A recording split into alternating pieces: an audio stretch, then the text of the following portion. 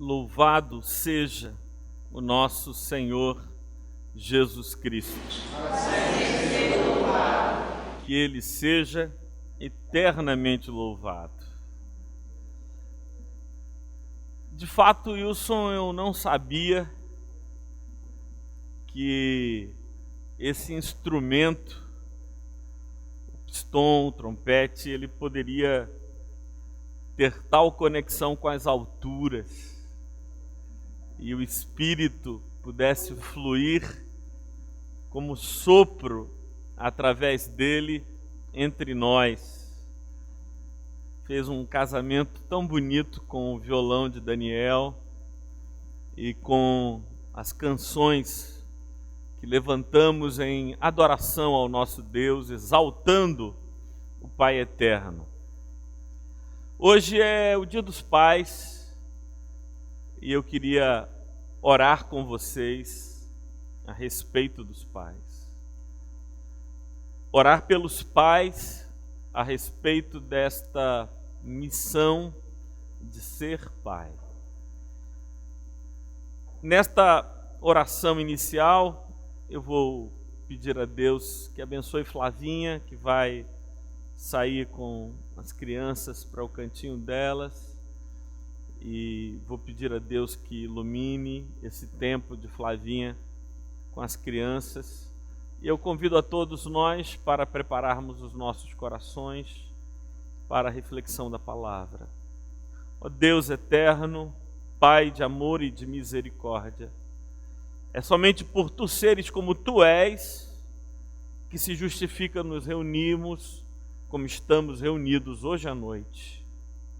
A luz do Teu Espírito, a graça do Teu amor, a instrução que de Ti procede, rogamos para as crianças, lá na classe delas, e rogamos para nós aqui também, porque desejosos e carentes de Teu ensino, de Tua instrução, estamos todos nós.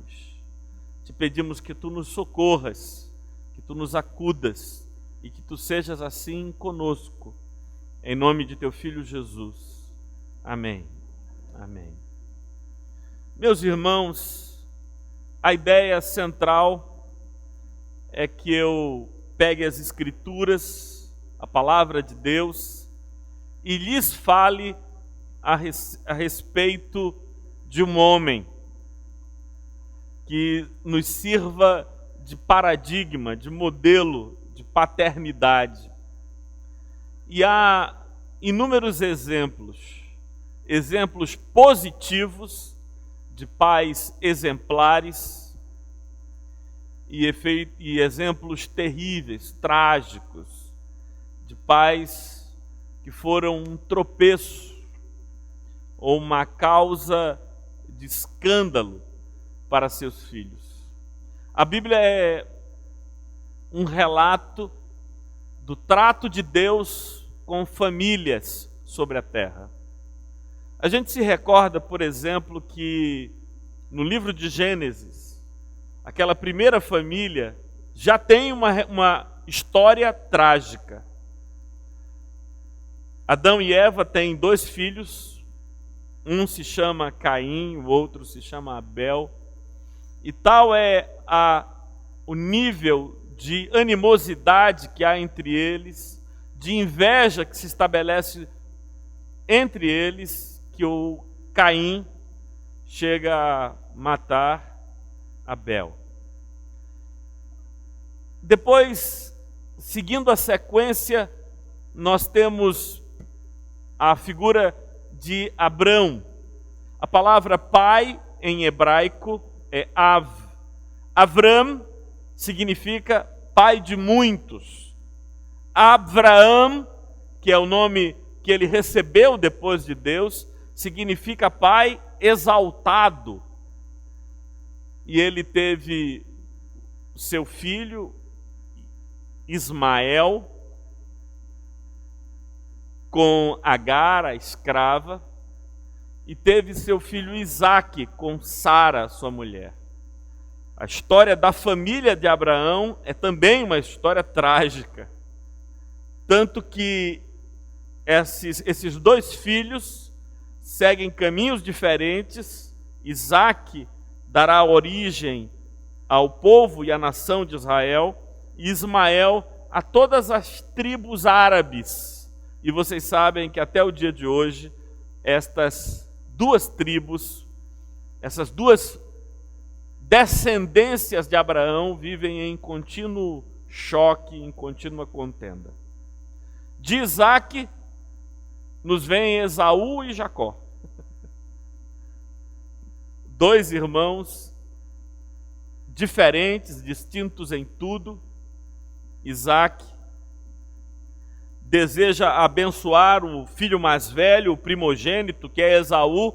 Jacó passa-se por Esaú, enganando seu pai com um ardil sugerido por sua mãe. Veja que loucura de família é aquela família de Isaque. Os filhos voltados uns contra o outro, um contra o outro, a mãe mancomunada com um deles para ludibriar o pai. Que loucura. E a família de Jacó? A família de Jacó não é lá grande exemplo, né? Jacó teve 12 filhos, um deles, José, foi vendido pelos outros irmãos como escravo. Que loucura! Depois podemos ver exemplos e após exemplos de pais e famílias disfuncionais, como por exemplo nos dias de Eli, cujos filhos não andaram no caminho do Senhor, de Eliseu, que tendo se colocado na presença de Deus, viu a sua descendência tergiversando, colocando-se em dúvida se seguiria ou não seguiria a Deus. O último desses grandes homens, profetas, dos juízes, por exemplo, é Samuel. Quando o povo chega para Samuel e diz que quer um rei, este povo diz que quer um rei usando a seguinte terrível informação, o terrível fato: dá-nos um rei, porque tu estás velho e os teus filhos não andam nos teus caminhos. Ou seja, nenhum dos teus filhos tem a autoridade moral e espiritual para se colocar como juiz em nosso favor. Segue-se a Samuel o período dos reis, então Saul, depois de Saul, Davi. A história dos filhos de Davi é tão triste.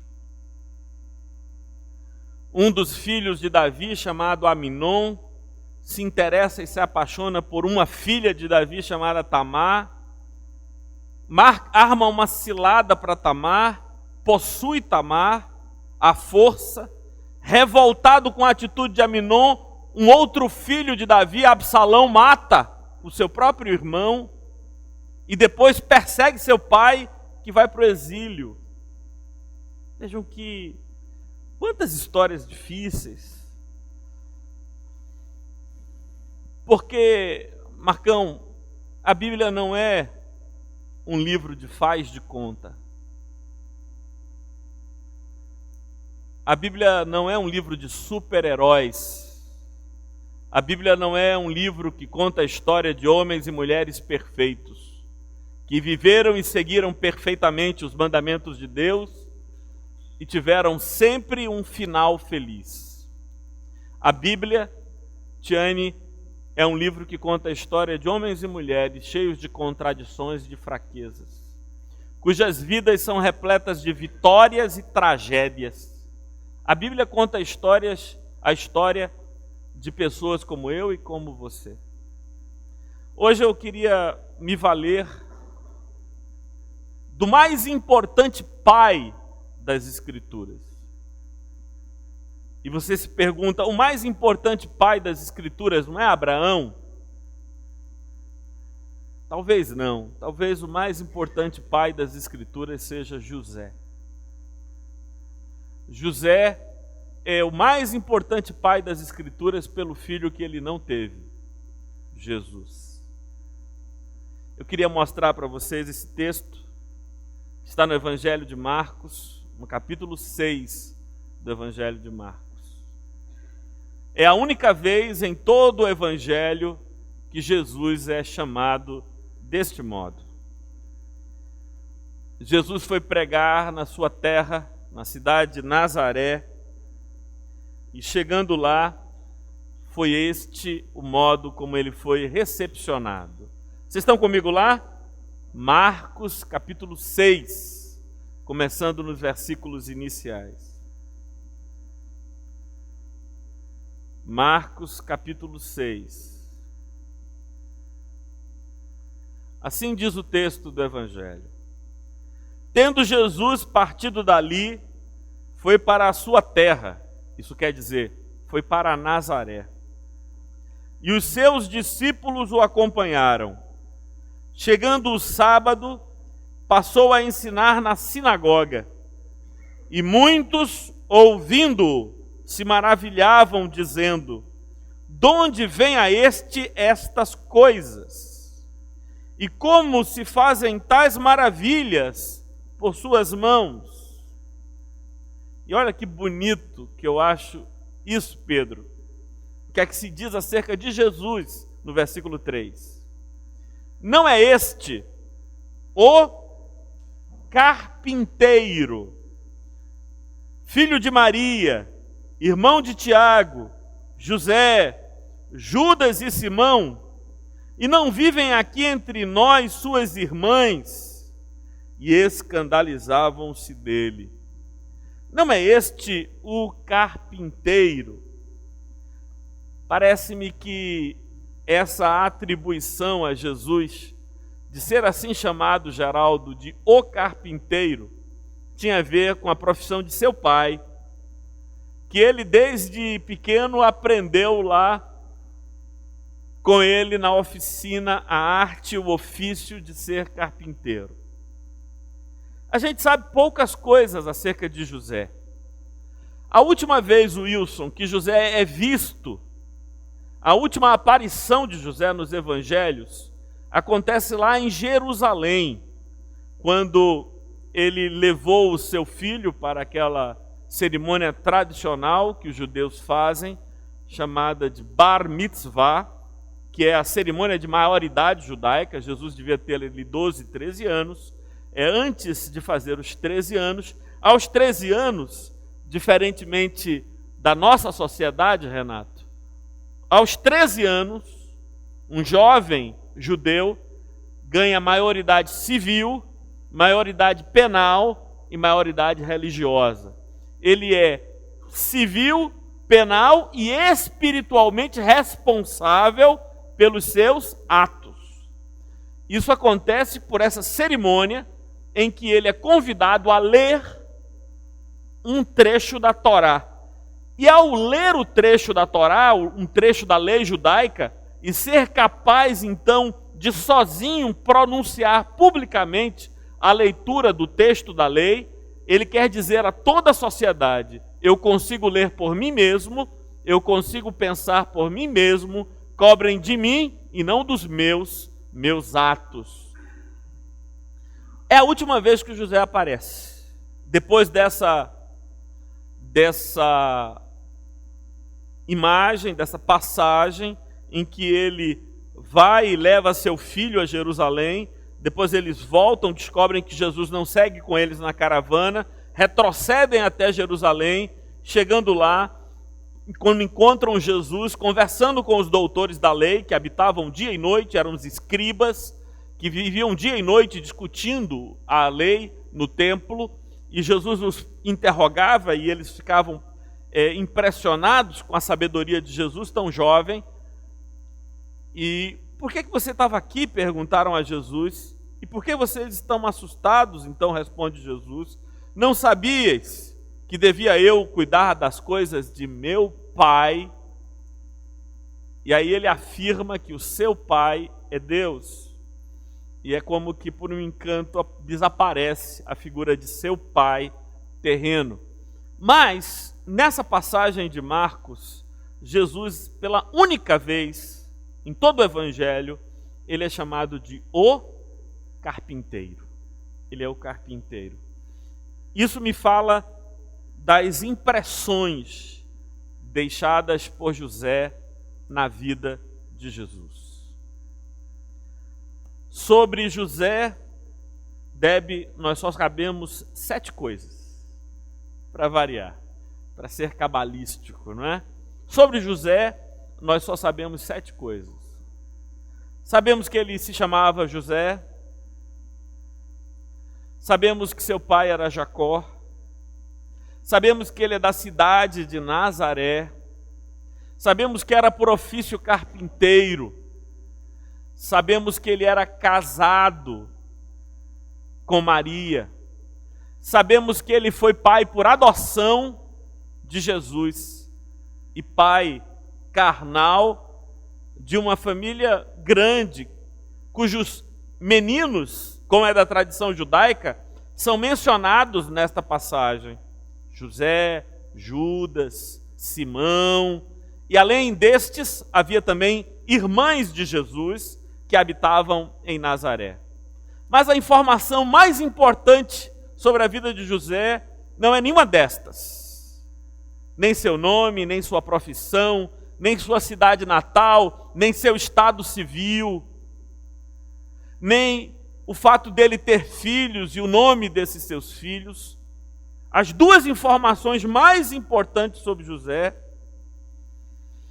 é que José era um homem que temia a Deus e acreditava nos seus sonhos.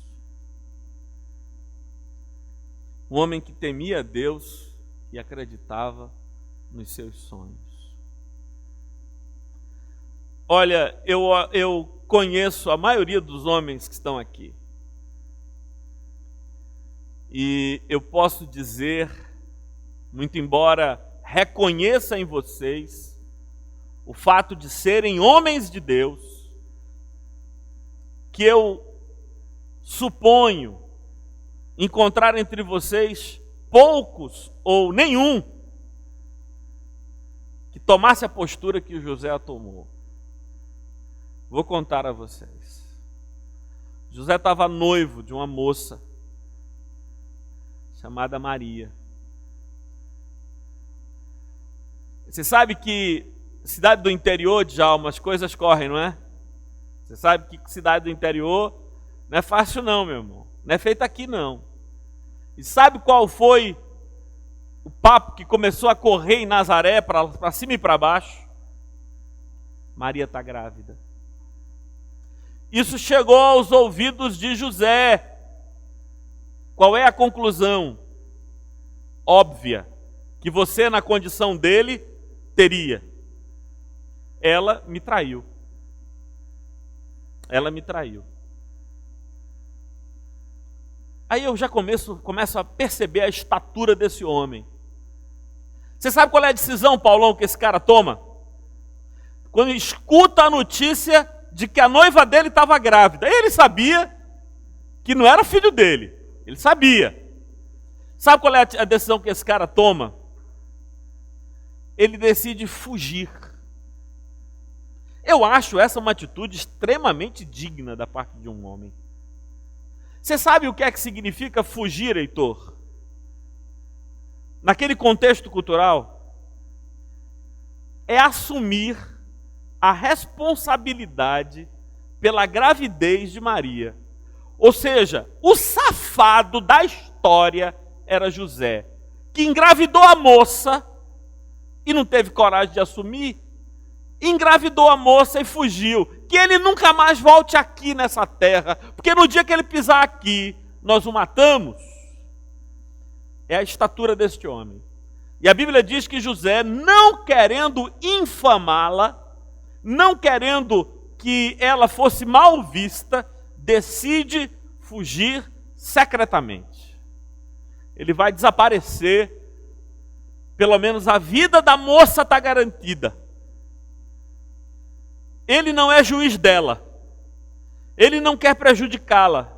Ele não a odeia por causa daquilo que ela fez. Então é isso que está no coração dele. Um dia ele vai dormir, de mochila pronta, Sueli, e quando tivesse amanhecendo o dia, pernas para que te quero, é uma vida, eu não sei o que vai dar, mas vamos embora. E aí ele tem um sonho, e neste sonho lhe aparece um anjo, que lhe diz: José, não temas receber Maria, tua mulher, como tua esposa, porque o que nela foi gerado é do Espírito Santo. Maravilha! Esse é o sonho de José. Quantos de vocês, tendo um sonho deste, assumiria a criança? Quantos de vocês? Podia ser anjo, arcanjo, querubim, podia ser quem fosse, meu amigo, que lhe aparecesse num sonho, você acordar, ia lavar o rosto e dizer: eu penso cada coisa, como eu estou perturbado, meu Deus, como eu estou perturbado. Mas aquele sonho foi diferente. José creu.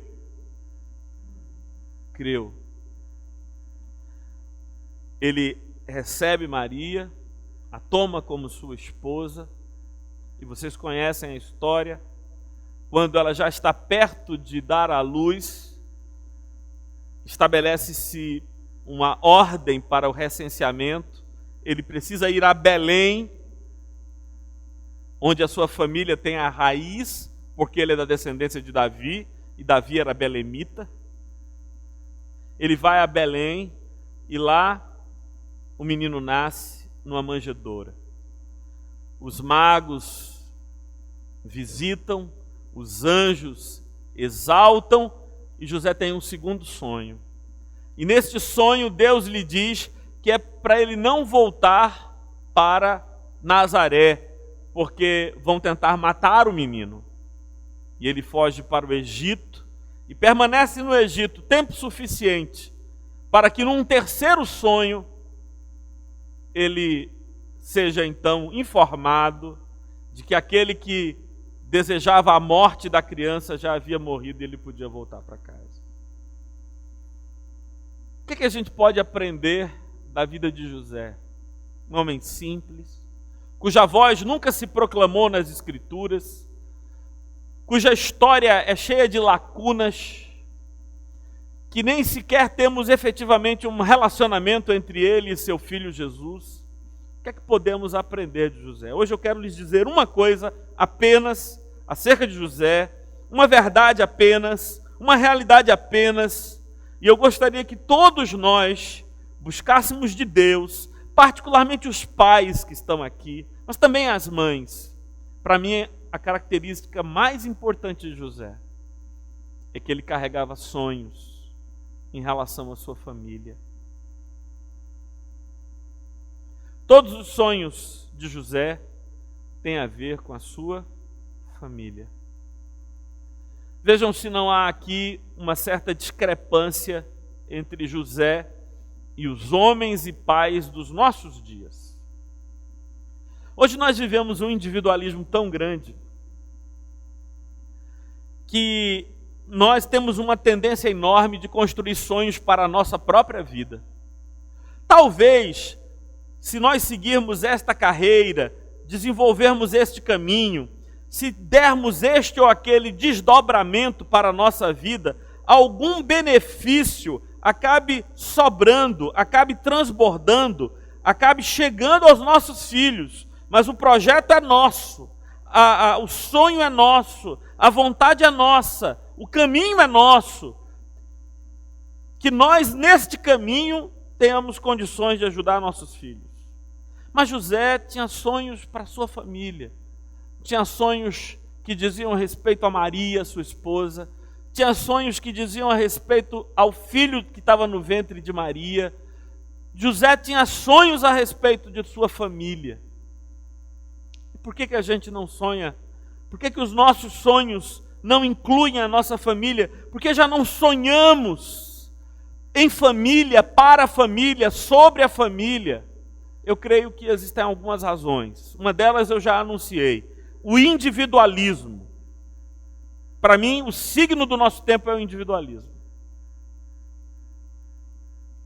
nós não conseguimos pensar em uma dimensão comunitária. Nós fomos formatados desde cedo a pensarmos como indivíduos. Vejam os heróis que nós apreciamos. É o Super-Homem, é o Homem-Aranha, é o Homem de Ferro.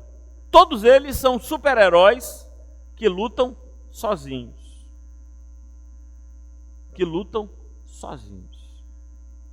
Quando eu era criança, tinha o Batman e o Robin. Mas era sempre o Batman que salvava o Robin, né? Que se metia em apuros e que se envolvia em enrascadas e tal. Quer dizer, os nossos heróis são heróis que vivem sós, são heróis que ajudam os outros sem se envolver com os outros, são indivíduos à parte. E a gente começa a sonhar em um dia sermos como os nossos heróis. Porque se você aplaude alguém, você acaba se transformando no ser que você aplaude. Nós nos formamos nessa mentalidade individualista. E hoje é isso que eu percebo. Quando uma crise familiar se instaura, é cada um para o seu lado.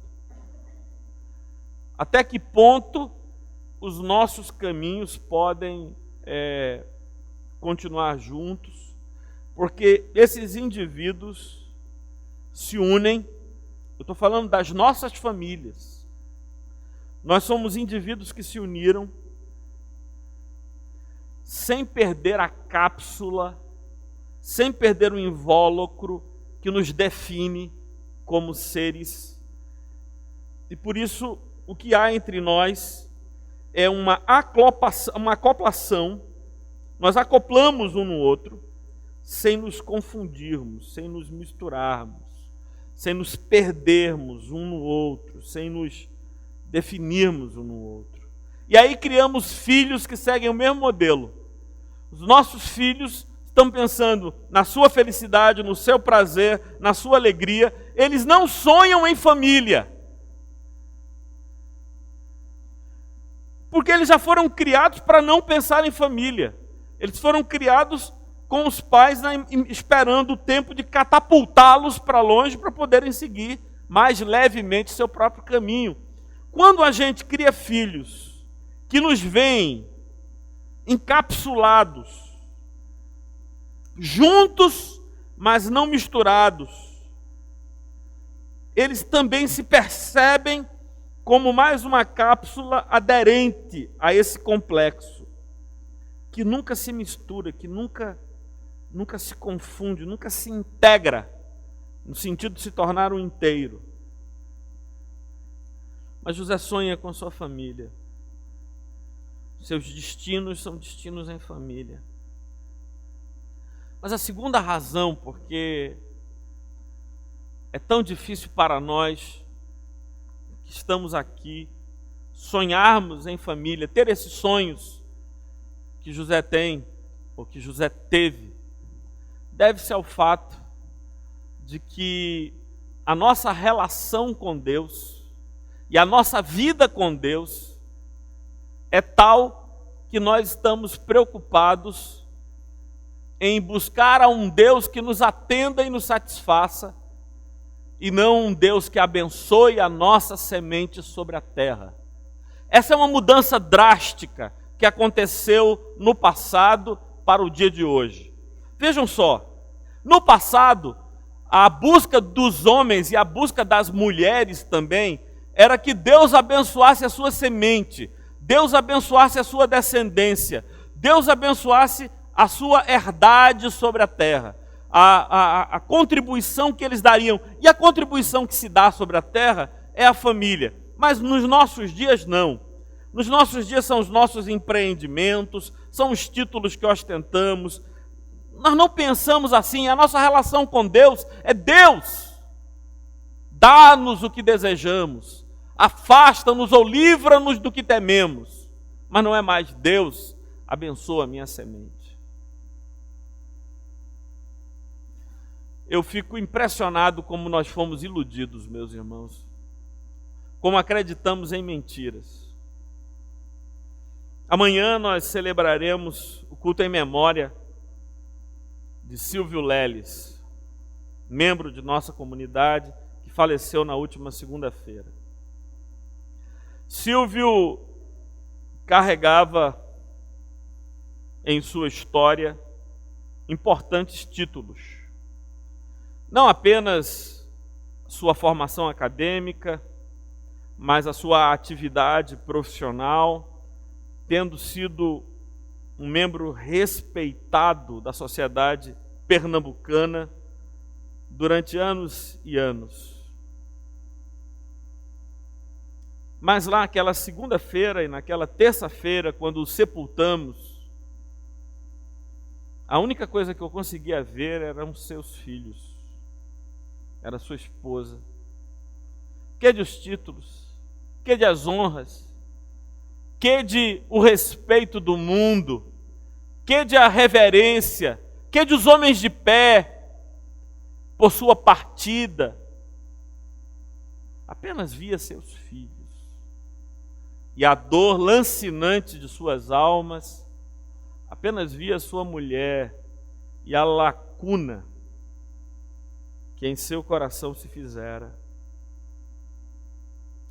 Que loucura é essa de tentar ser alguma coisa na vida? Sérgio, você nunca será nada mais importante do que pai de seus filhos. Wilson, você pode sofrer, estudar, batalhar, você pode articular-se estrategicamente nesse mundo, você pode, como empresário, empreender ações extraordinárias que deixem as pessoas boquiabertas, mas nunca em nada que você fizer será mais importante do que ser pai de seus filhos. Nenhuma presença marcará o mundo mais contundente e duradouramente do que o seu papel de pai.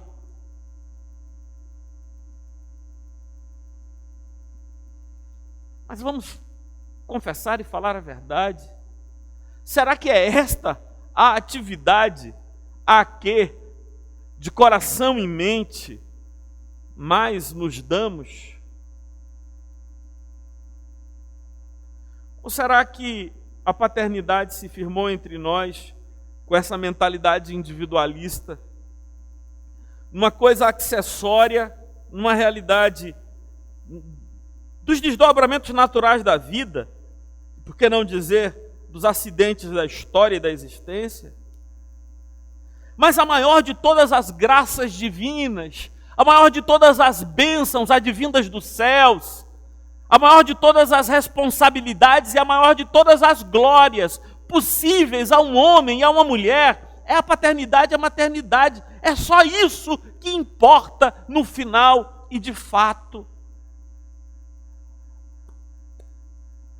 Porque o que os meus filhos vão poder fazer com meus títulos? Diga, Solange. O que é que eles vão poder fazer com meus títulos?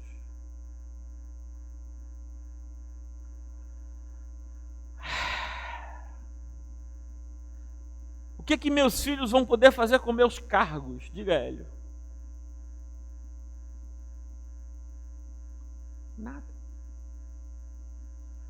Ontem, Tainá me mandou uma mensagem do Dia dos Pais. E aí ela contava na mensagem coisas que haviam marcado a sua vida e que ela não esquecerá jamais. Uma delas, quando ela devia ter 9 anos, 8 anos, eu a levei ao centro da cidade do Recife. E eu fui de brincadeira com ela, andando eu e ela pelo centro do Recife, apresentando a ela os poetas, apresentando a ela os lugares. E eu apresentava mesmo, tinha uma estátua lá do poeta, eu dizia, minha filha, esse aqui é o poeta, ele escreveu poemas assim. E eu queria lhe apresentar, e eu apresentava a Tainá, e dizia, esse aqui é minha filha, essa aqui é minha filha, eu trouxe para lhe apresentar. E apresentavam um ao outro, e ela achava graça, ela ria, porque meu pai é maluco, fica me apresentando as estátuas, e eu ia de estátua em estátua, apresentando o Tainá aos poetas do Recife, de lugar em lugar, e falando das coisas, entramos na faculdade de Direito, e eu mostrei a ela os lugares, e eu apresentei a ela Maurício de Nassau, e contei a história de Maurício de Nassau para ela, do príncipe holandês, e das lutas, e das contribuições, e eu apresentei a ela pessoalmente a cada uma dessas pessoas. Nós fomos de carro, mas andamos tanto, que pegamos um táxi para voltar para o carro e poder voltar para casa. E tão distante que nós tínhamos parado de história em história, de lugar em lugar, de canto em canto. Isso aconteceu numa tarde, há 7 anos atrás, 6 anos atrás. Tainá tem 14, vai fazer 15 anos já. Mas ela nunca esqueceu. E ela me escreve contando essas histórias que marcaram a sua vida. Uma outra história que ela conta nessa cartinha que me escreveu foi que um dia eu disse a ela que eu amava tanto que jamais ela deveria amar um homem que a tratasse com menos respeito do que eu, com menos carinho do que eu. E que acontecesse o que acontecesse na vida dela, eu seria o pai dela e amigo dela, para amá-la e abraçá-la, para aceitá-la, acontecesse o que viesse a acontecer na vida dela. Eu disse isso, uma fala de 3 minutos, de 5 minutos, e essa menina disse que não esquece disso. E o que eu posso fazer nessa vida que valha mais a pena, que produza mais resultados ou tenha maior importância? Sobre o que devo eu assediar a Deus com mais insistência, senão do que em favor de meus filhos? Posto que se algum bem posso fazer por esta terra, por este mundo e por este planeta, é deixar aqui alguém com meu coração e meu amor, como este tal Jesus, que em Nazaré era chamado de o carpinteiro. Em Nazaré não era chamado de Jesus. Em Nazaré, como era o apelido dele? Este é o carpinteiro. Por causa de seu pai José e por causa dessa profunda associação que se fazia à imagem do menino e do moço, do jovem Jesus, e a figura do velho José, com quem ele caminhava, com quem ele andava sempre juntos. Ah, se nós, como José, sonhássemos por nossas famílias, sonhássemos com nossas famílias, se os nossos sonhos fossem por nossas famílias, romperíamos esse casulo no qual existimos para e por nós mesmos e viveríamos uma dinâmica plena de vida. Se nós sonhássemos com nossa família, clamaríamos a Deus em favor deles e deixaríamos para eles e neles a marca de quem somos em Deus e no mundo. A meus filhos eu dei o nome que meu pai me deu. Todos eles se chamam pelo nome que meu pai me chamou.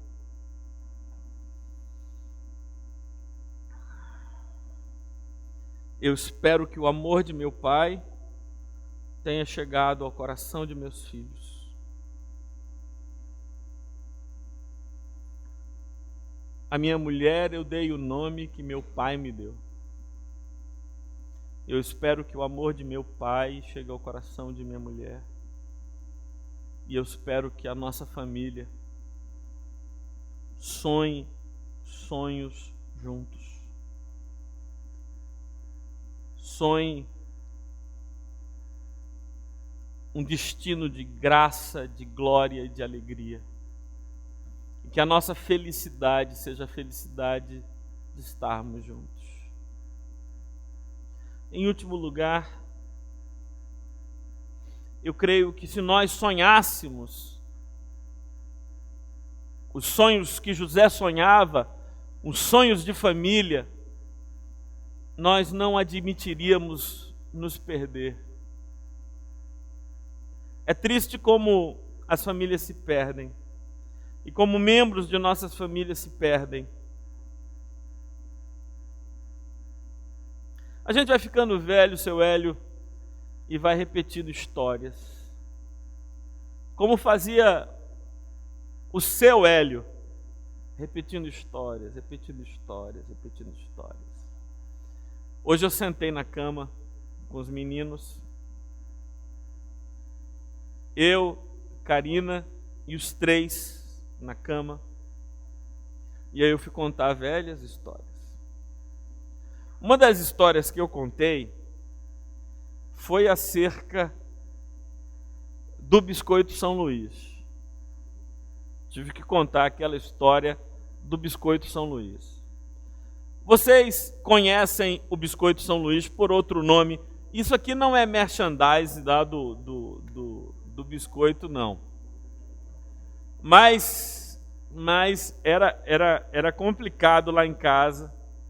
Aquele biscoito recheado de chocolate, que hoje é conhecido como Bono, não é? E lá em casa era brabo. Aquilo ali a gente não tinha muita grana.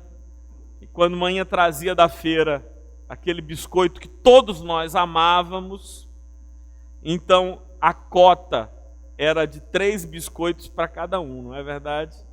Então não dava para ninguém receber um pacotão para si, cada um recebia lá a sua cota dos biscoitos. E os anos se passaram, e a gente continuava com aquele negócio da cota dos biscoitos para cada um. E Hélio começou a trabalhar, foi o primeiro a começar a trabalhar, e ele tinha grana, então comprava lá o seu próprio biscoito, mas tinha que dar a cota dos irmãos e tal. E aí eu contei para eles, olha, isso ficou tão na minha cabeça, que eu não consigo comer outro biscoito, senão aquele. E às vezes eu acho que é para pensar e lembrar daquele momento. Giovana correu para a cozinha, veio com um pacote de biscoitos e me disse, tome, você merece. Você merece.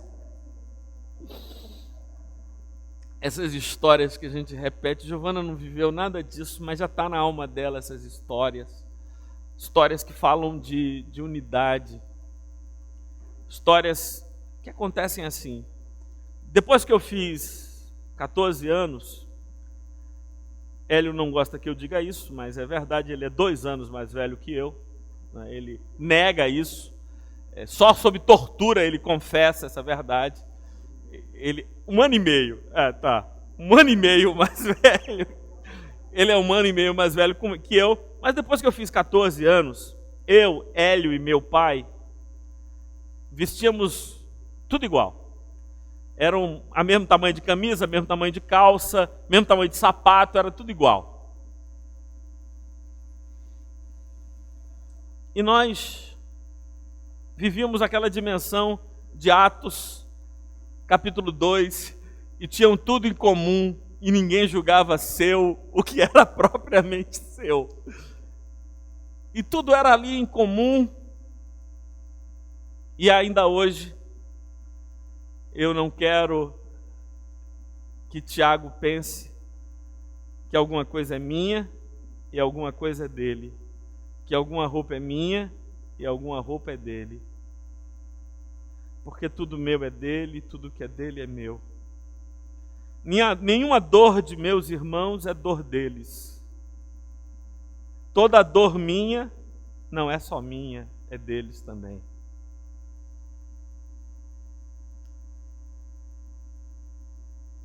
Família é algo tão precioso. Moisés, perder um membro é perder um membro. Não sei como a gente pode dizer: mas eu não falo com meu irmão. Tivemos um desentendimento e a gente já não conversa mais. Isto deve ser encarado por mim e por você como uma experiência de amputação. É perder um membro. Eu não posso falar disso, como eu não falaria: Sueli, você não sabe o que me aconteceu segunda-feira. O que foi, Martorelli? Me amputaram a perna. Como assim, Martorelli? E você fala disso com essa tranquilidade?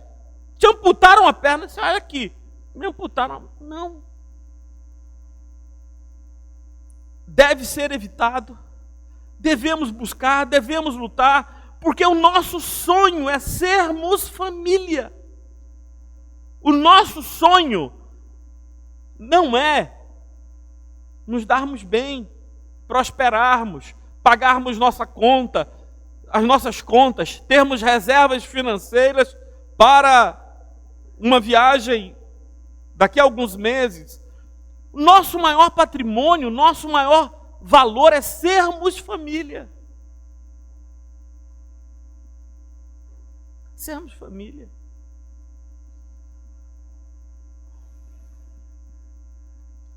Porque esse é o consolo que nos resta neste mundo.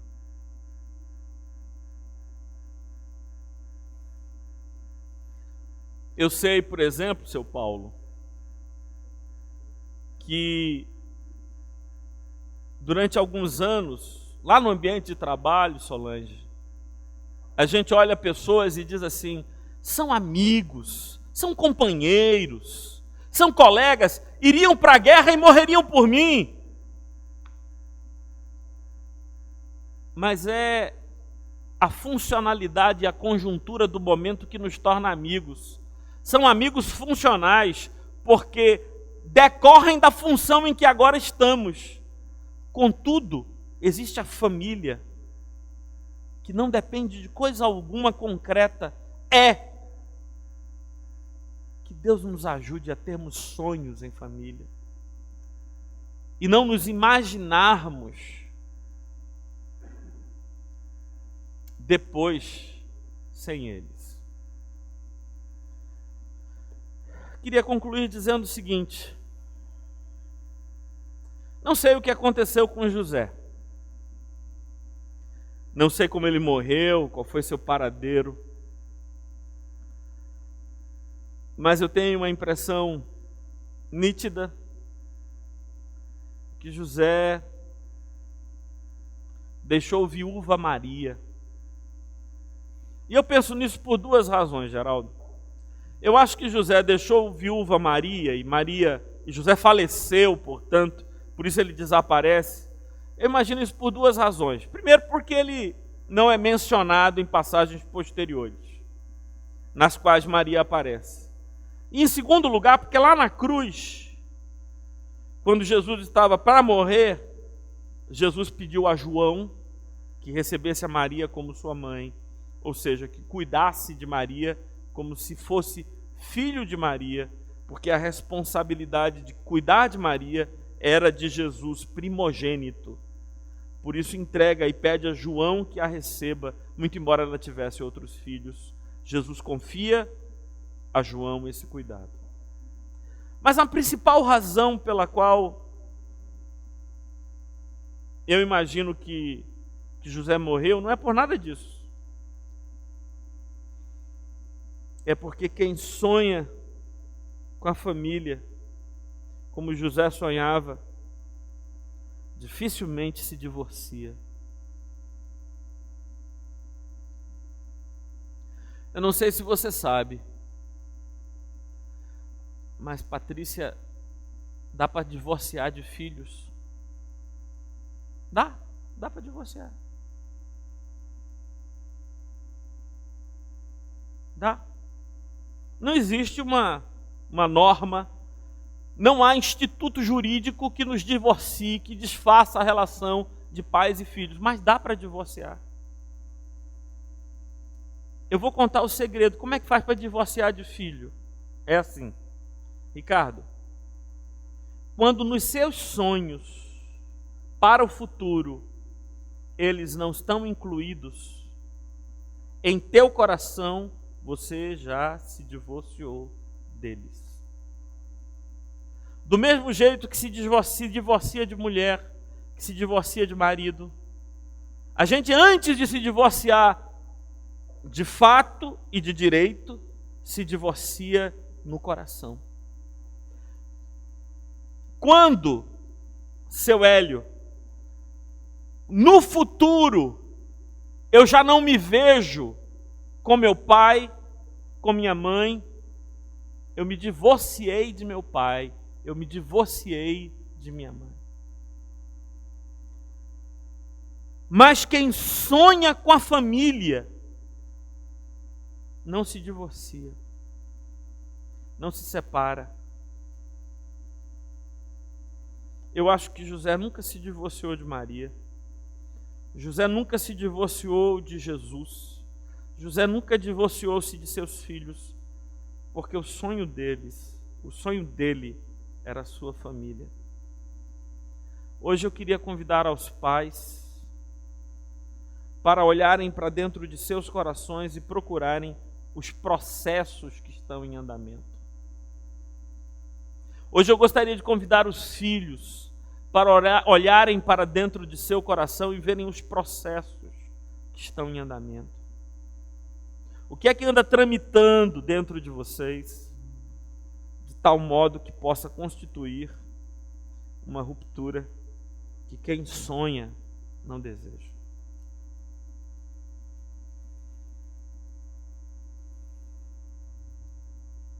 Vamos ficar de pé, vamos orar.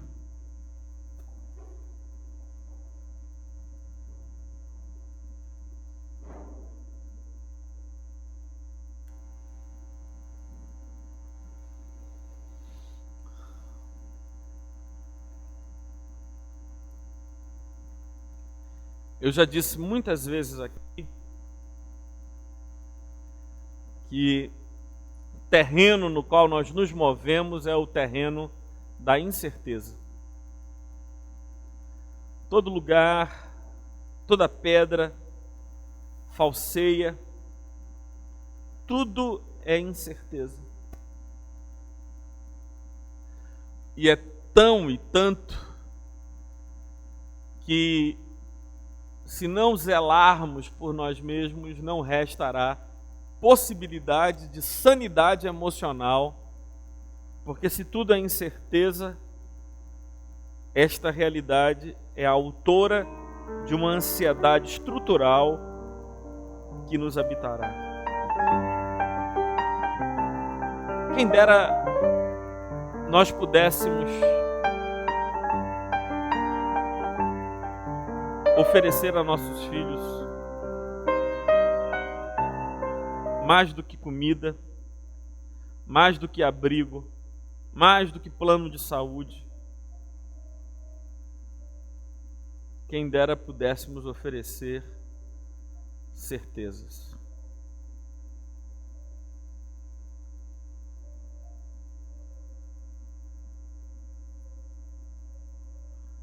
Oferecer essa convicção de que o nosso amor não vacilará.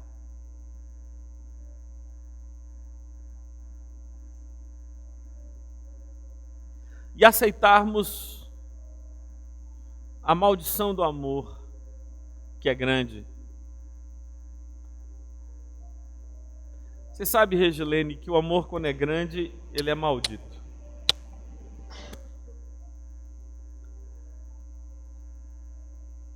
Amor que se sabe certo é desprezado. Amor zelado é o amor em dúvida.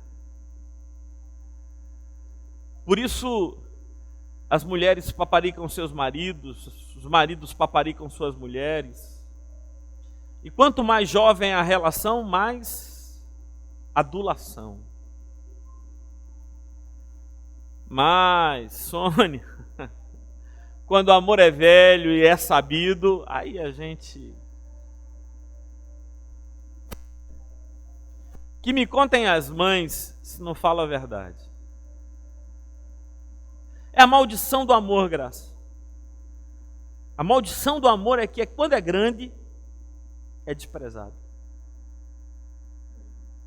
Mas sabe quem sabe disso mais do que as mães? Deus. Deus sabe mais do que vocês. Por isso que quando uma mãe se sentir desprezada por seus filhos, podem orar a Deus e dizer: Senhor, tu sabes como é. Porque Ele sabe. Ele sabe. É a maldição do amor que é grande. O amor que é grande é desprezado. Por isso alguns homens e algumas mulheres mantêm em seus cônjuges uma dúvida estratégica. Uma insegurança estratégica, que é o inferno, né? Que nunca descansa a gente, nunca relaxa a gente. Eu queria que nesta noite de Dia dos Pais nós pudéssemos dar a nossos filhos como presente uma certeza. A certeza de que estaremos à disposição deles e que cuidaremos deles por toda a vida. Rubens, meu jovem, ouça a sabedoria de um velho que me disse certa vez o seguinte: um pai é suficiente para cuidar de 10 filhos. E 10 filhos juntos não dão conta de cuidar de um pai. Que matemática maluca é essa? Mas quem já viveu um pouquinho nessa vida, sabe a verdade.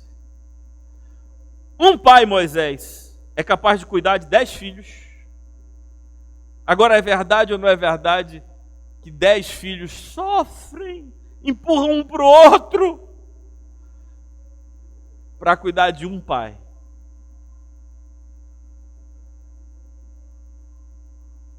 Sabe o que consola o coração de pai?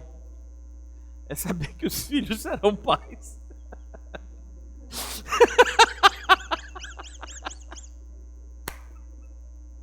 Os filhos serão pais, aí é fogo.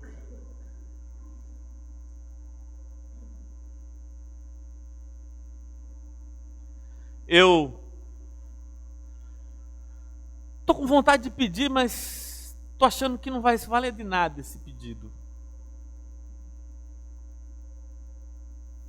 Queria muito que hoje, no Dia dos Pais,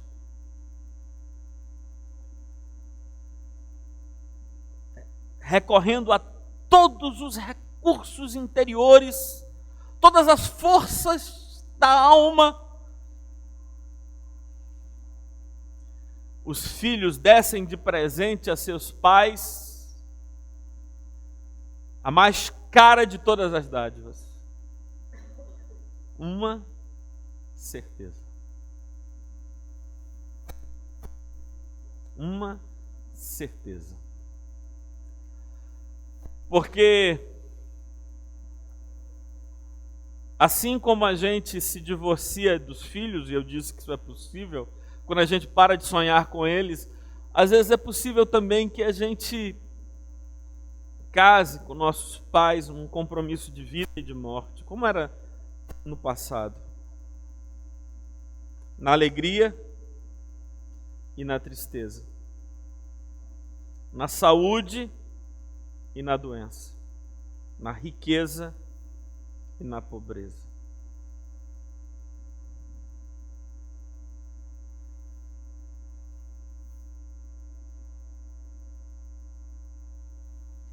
Quem dera houvesse valor, não haveria valeu. Sabe como é que é esse negócio? Não? Se dessemos valor, não teria valeu. Porque o destino de muitos pais ouvirem de seus filhos: valeu.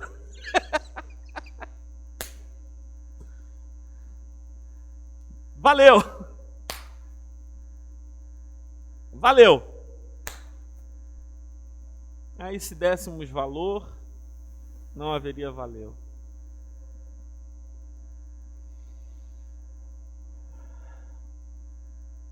Agora calma, olhem para mim. Não quero terminar minha mensagem de hoje num tom triste. Quero levantar o ânimo, porque foi essa dádiva que Deus nos deu. De amarmos como Ele nos amou. E quem mais já disse valeu a Deus fui eu. Quem mais já disse valeu a Deus e o esqueceu e deu as costas a Ele fui eu. Então, é um privilégio que Deus nos deu de amar como fomos amados. E amar sem esperar nada de nossos filhos. Nem valeu.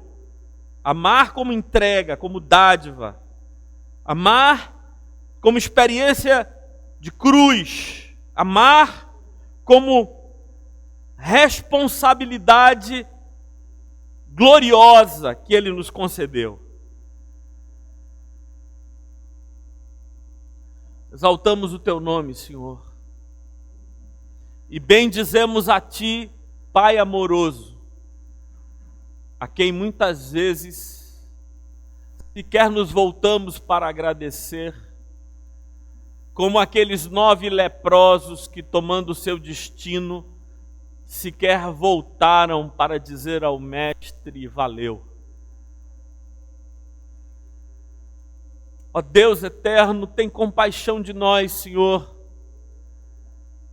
E nós Te adoramos pela graça e glória de sermos pais.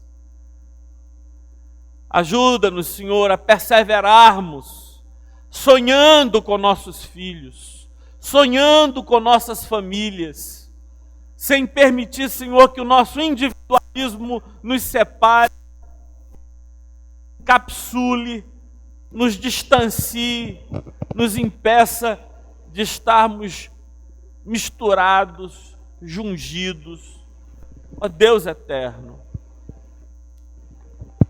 ajuda-nos, Senhor, a não nos divorciarmos nunca deles, de nossa família, não nos divorciarmos de nossos pais, mas considerá-los, Senhor, sempre.